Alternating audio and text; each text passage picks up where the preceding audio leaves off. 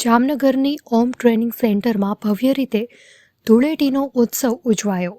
જામનગરમાં આવેલ ખૂબ જ જાણીતી સંસ્થા ઓમ ટ્રેનિંગ સેન્ટર મનોદિવ્યાંગ બાળકોની સંસ્થા ખાતે સંસ્થાના ફાઉન્ડર ડિમ્પલ મહેતા દ્વારા અહીં દરેક ઉત્સવો ખૂબ જ ઉત્સાહપૂર્વક ઉજવવામાં આવતા હોય છે।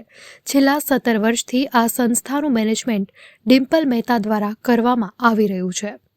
મનોદિવ્યાંગ બાળકો માટે તેમણે પોતાનું આજીવન સમર્પિત કર્યું હોય ત્યારે અત્યાર સુધીમાં અહીં હજારો એવા લોકો કે સાધુ સંતો હોય, રાજકીય આગેવાનો હોય, સામાજિક આગેવાનો હોય, કથાકાર હોય વગેરેએ તહેવારોના દિવસોમાં અહીંની મુલાકાત અચૂક લીધી છે।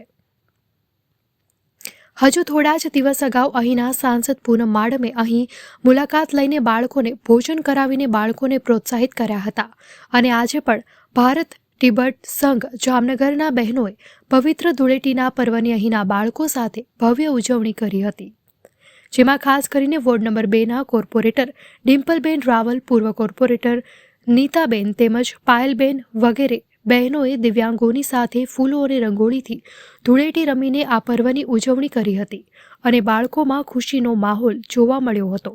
ઓમ ટ્રેનિંગ સેન્ટરના ફાઉન્ડર ડિમ્પલબેન મહેતા તેમજ અન્ય ટ્રસ્ટીઓ આ દરેક બહેનોનો ખૂબ ખૂબ આભાર વ્યક્ત કર્યો હતો। અહેવાલ પંકજ વેગડા, ભેસાણ।